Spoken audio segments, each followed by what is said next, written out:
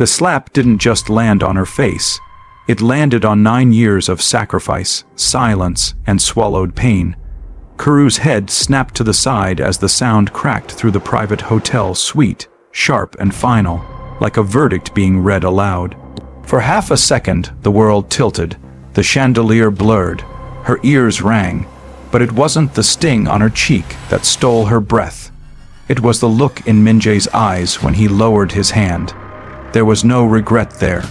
No shock at what he'd done, only irritation, as if she were the problem. Karu stood frozen, her back near the door, her body refusing to move even as instinct screamed at her to run. Her heart pounded so hard she thought it might split her ribs.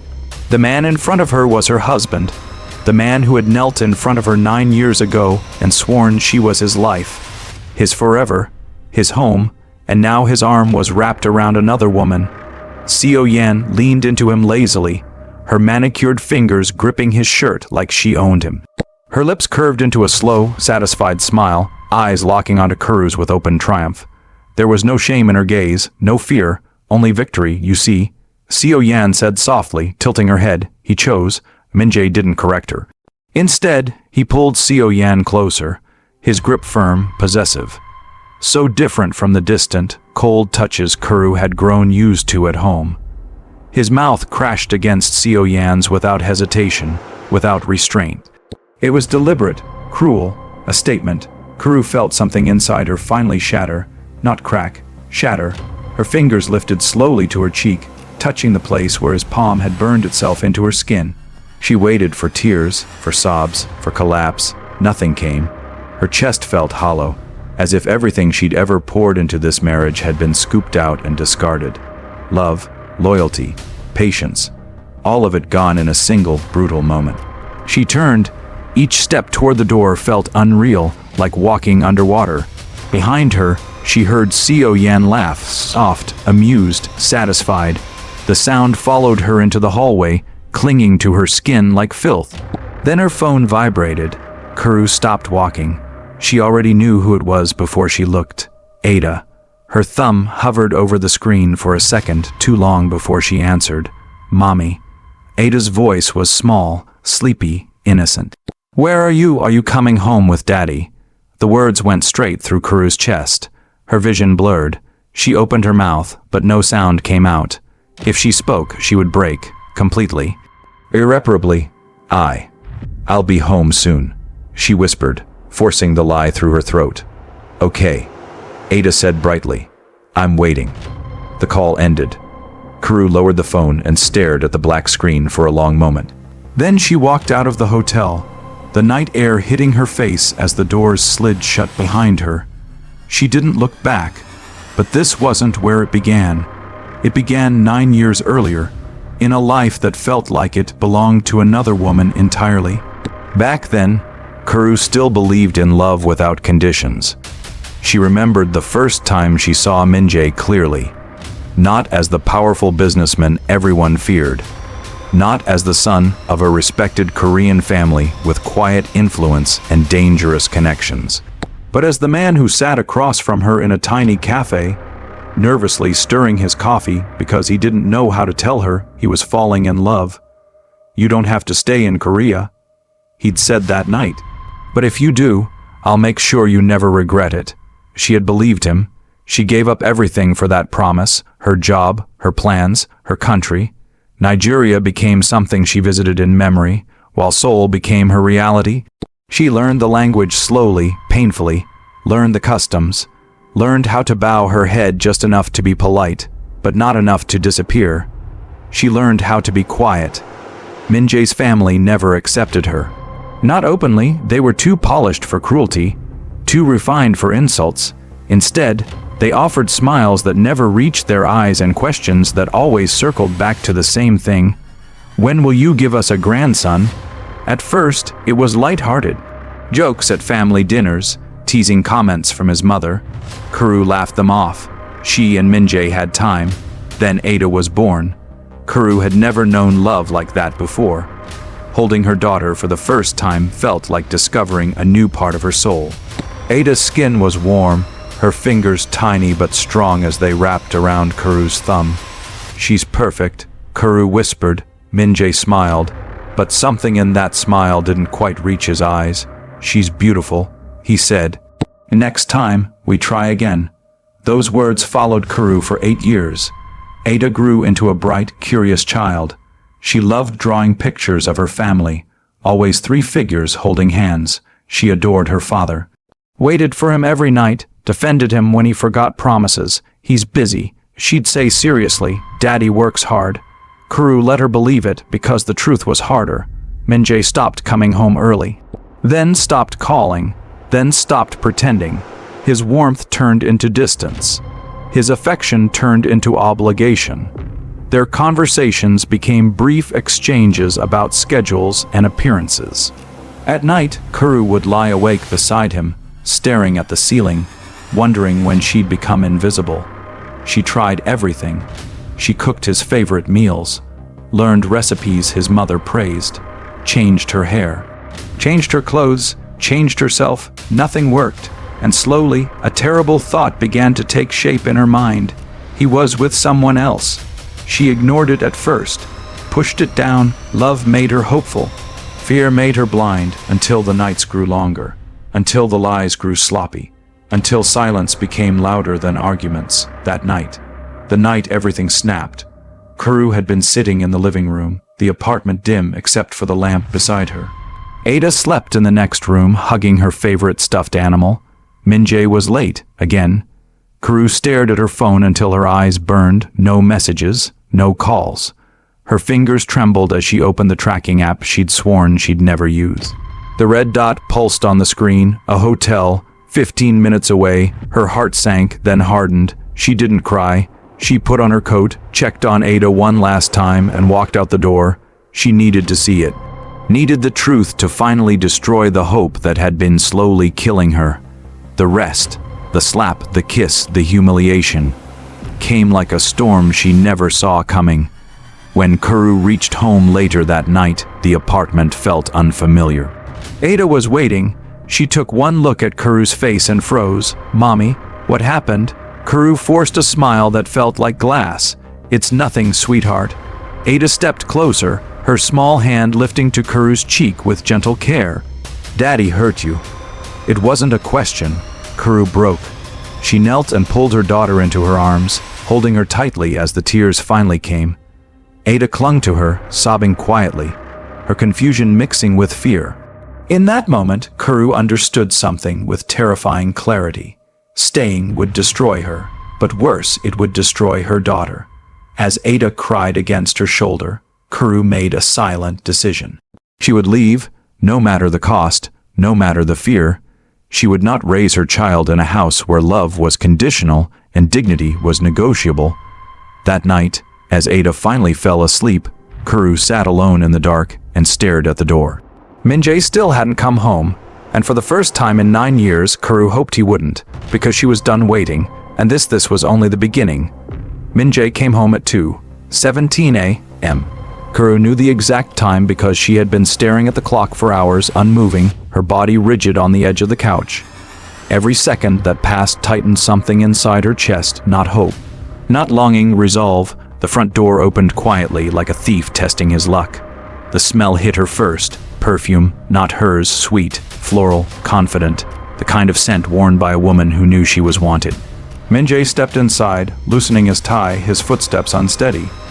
He didn't expect Kuru to be awake. He didn't expect to see her sitting there, eyes hollow, posture straight, face still faintly marked from his hand. He froze. For a split second, guilt flickered across his face. Then it disappeared. "What are you doing up?" he asked, irritation creeping into his voice as if she were the one inconveniencing him.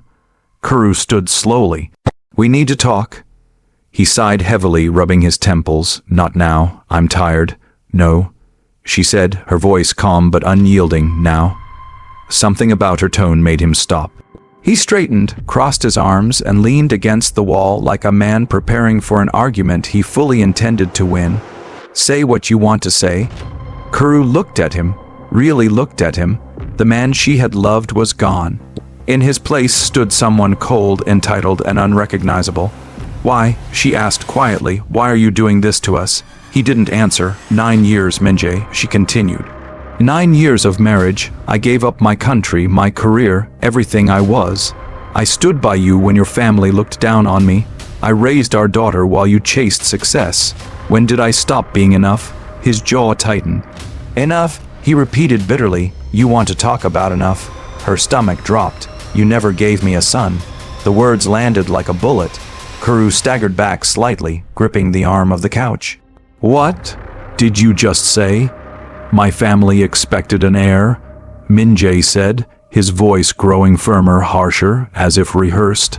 A son to carry my name, and you gave me a daughter. Then you stopped trying. Her hands began to shake. We tried, she whispered. Doctors said, you accepted it. He snapped. You were satisfied, but I wasn't. Kuru felt something cold spread through her veins. So you cheated, she said. You humiliated me. You slapped me in front of another woman because I couldn't give you what biology decides.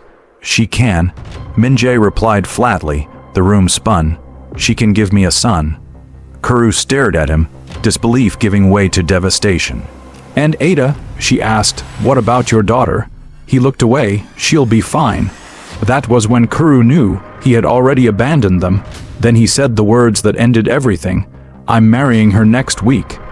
Silence swallowed the room. Kuru laughed once. Soft, broken, disbelieving. You're not serious. I am. You can't just. I'm not divorcing you. He interrupted coldly. You'll still be my wife. She'll be my wife too. That's how it will be. Kuru felt her knees weaken. So you expect me to stay, she whispered, and watch you build a new family while I pretend this is normal. He didn't answer because he didn't care. The next morning arrived without mercy. Kuru hadn't slept. She lay awake all night, staring at the ceiling, replaying every word, every look, every moment she'd ignored. When Ada padded down the hallway, Kuru wiped her face quickly, forcing herself to sit up. Ada didn't come to her. She went to Minjae's room. Kuru stood silently in the hallway, listening. Daddy, Ada's voice was small. Why didn't you come home last night? I had work, Minjae replied. You promised me stories, Ada said. Mommy was sad. Silence. What happened to Mommy's face? Ada pressed. Did you hurt her? Kuru closed her eyes. Mommy just fell. Minjae said after a moment. Everything's fine, but it's not. Ada said softly. Why don't you love us anymore? The question hung in the air, heavy and unforgiving. Minjae didn't answer. Instead, he changed tactics. How about this? He said brightly. This weekend, we'll all go out together. Family day, just us. Ada gasped. Really? I promise.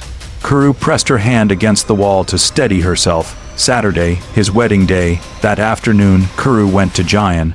The moment her friend opened the door, Kuru collapsed. She told her everything.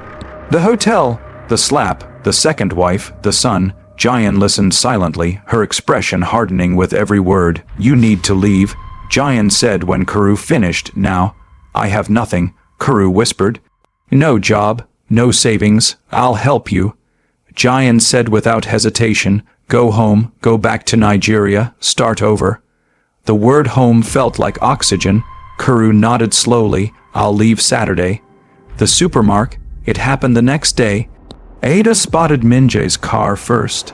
Then she spotted him, standing beside Seo Yan, laughing, shopping, like a future already planned. Daddy. Ada squealed, running forward. Minjae turned pale. Seo Yan smiled. When Kuru reached them, Seo Yan's gaze flicked to her belly, then to Ada, then back to Kuru. So this is the daughter, she said lightly. She's cute. Kuru scooped Ada up without a word and walked away. Behind her, she heard Minjae call her name. She didn't turn around. Saturday came fast, too fast. Kuru packed quietly while Ada chattered excitedly about family day. We're going on a trip, Kuru told her gently. To Daddy, Ada asked. No. Kuru said softly, just us. Across the city, Minjae stood at the altar, waiting.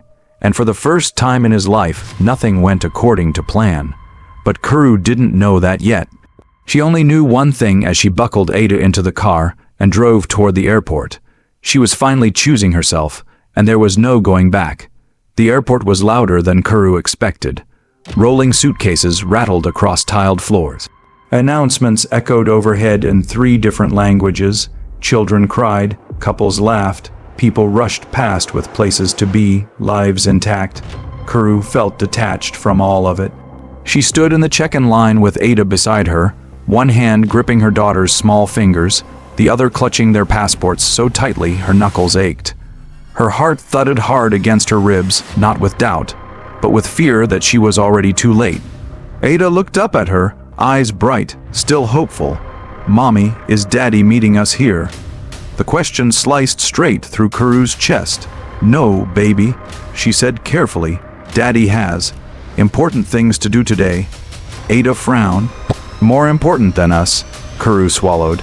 "Sometimes adults make bad choices," she said softly, "and sometimes we have to protect ourselves." Ada didn't fully understand, but she nodded anyway, trusting her mother in the way only children could. That trust terrified Kuru, because she knew she could never betray it. As they reached the counter, the airline attendant smiled politely. "Passports, please." Kuru handed them over, her hands trembling now despite her effort to stay calm. This was it. Once the boarding passes printed, once they crossed security, there would be no undoing this. She felt a sudden, irrational urge to look over her shoulder. The terminal doors slid open and closed repeatedly as new passengers entered. Each time her breath caught, each time it wasn't him. The boarding passes slid across the counter. Gate 47. The attendant said, "Boarding begins in 40 minutes. 40 minutes. Kuru nodded, thanked her, and led Ada toward the seating area near the gate. She sat down slowly, her legs finally threatening to give way. They were really doing this. They were leaving. Across the city, chaos had replaced certainty. Minjae stood frozen at the altar, his phone still lying on the floor where it had slipped from his hand. The elegant wedding hall, decorated with white flowers and gold accents, felt suffocating now. Whispers rippled through the room. "What's going on? Did something happen? Where is the bride?" His mother stood up, her face pale with anger and confusion. "Minjae, explain yourself." He couldn't. The text replayed in his mind over and over. "I lost my womb years ago. I can't give you children. I can't give you the son you want." The lie he had built his future on collapsed in seconds. The woman he'd chosen over his wife, the woman he'd humiliated Kuru for, the woman he'd slapped his wife to protect.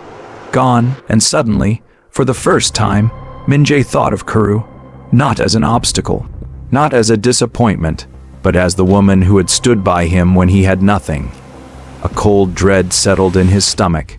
He pulled out his phone and dialed Kuru's number, straight to voicemail. He tried again. Nothing. A third time, no answer. His heart began to race. Back at the airport, Ada swung her legs back and forth on the seat, humming softly to herself. "Mommy," she said after a moment, "are we coming back?" Kuru hesitated.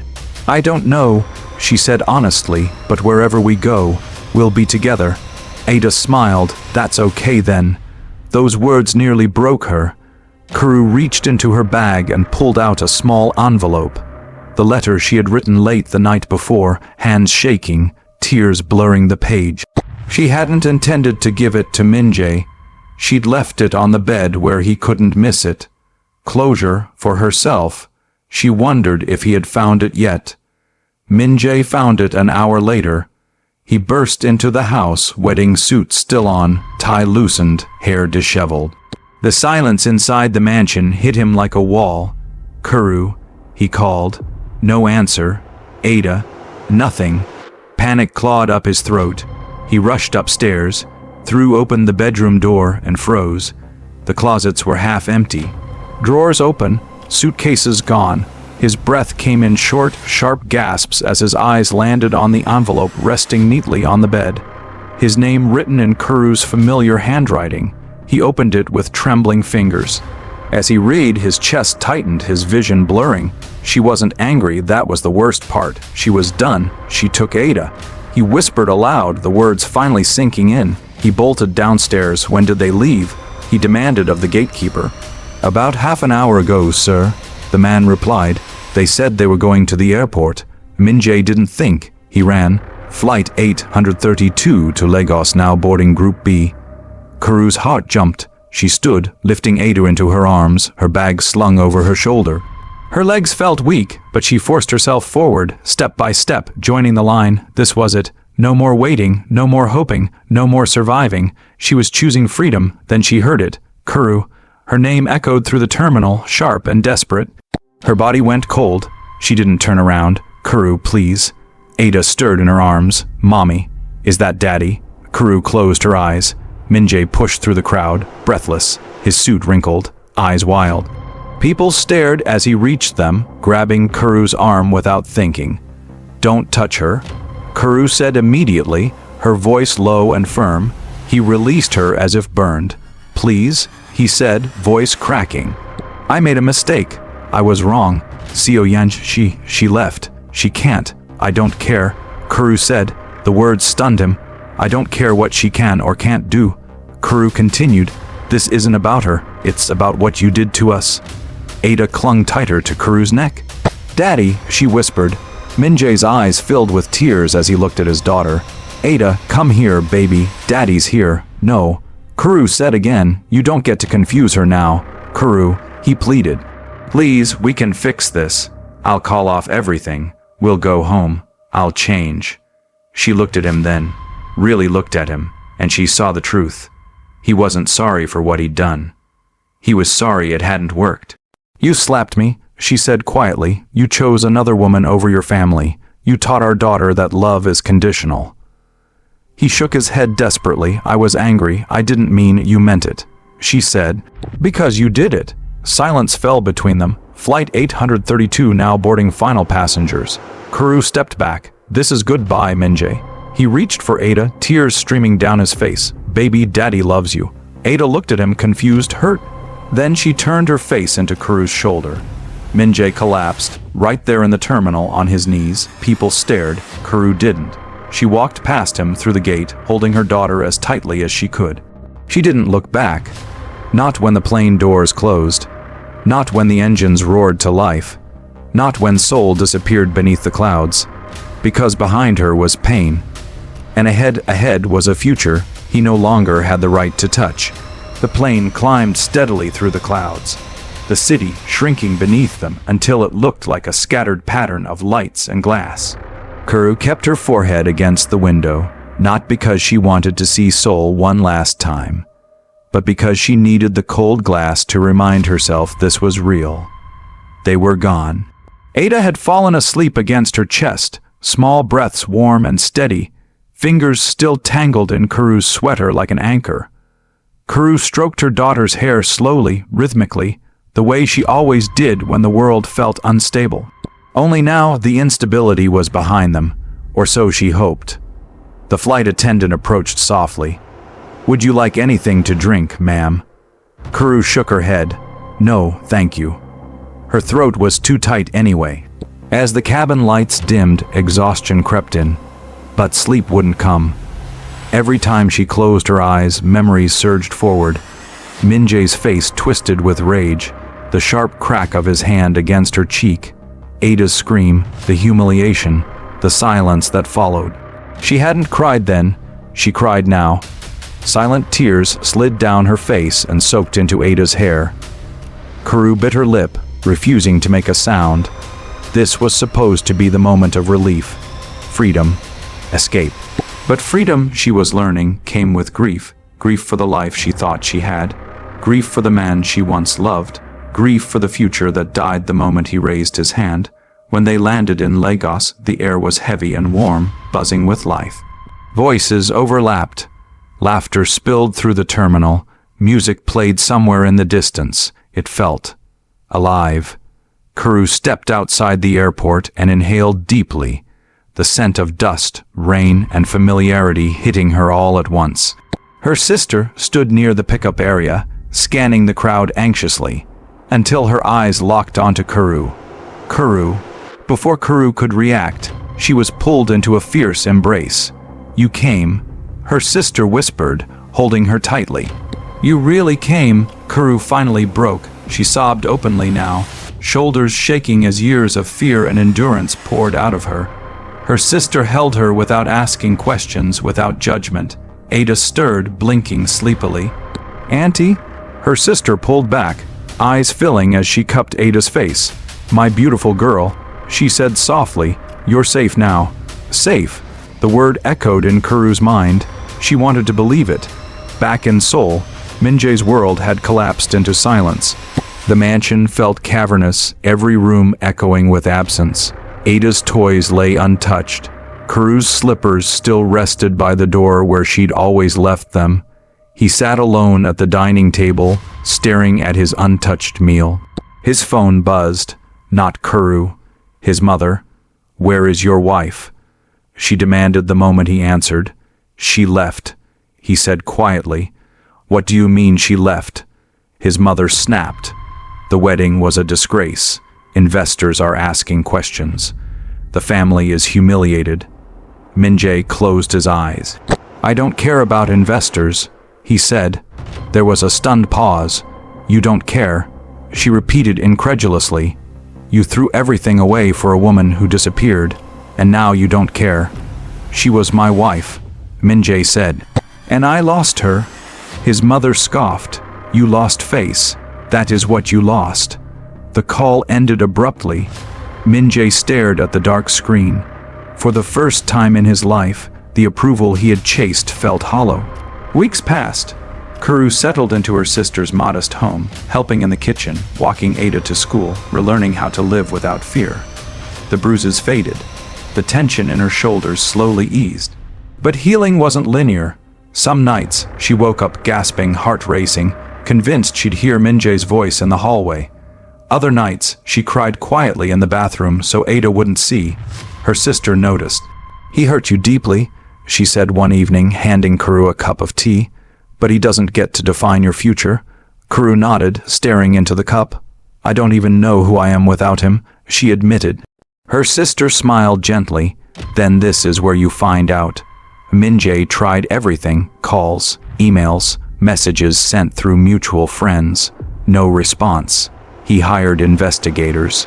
They confirmed what he already knew. Kuru wasn't hiding. She was rebuilding. That hurt more than rejection. He flew to Lagos once, standing outside her sister's house, unable to bring himself to knock. From across the street, he watched Kuru laugh with Ada, her face lighter, freer than he had seen in years. She looked happy, without him. The realization shattered something inside his chest. He left without announcing himself. Months later, a letter arrived at Kuru's sister's house. No return address. Kuru recognized the handwriting instantly. Her hands trembled as she opened it. It was short. No excuses, no pleas, just regret. "I see now what I destroyed. I don't ask for forgiveness. I only hope one day Ada will know I loved her, even when I failed to show it." Kuru folded the letter carefully. She didn't cry, she didn't smile. She placed it in a drawer and closed it. Some doors were meant to stay shut, and some endings were not punishments, they were beginnings. Subscribe to Aria's Stories.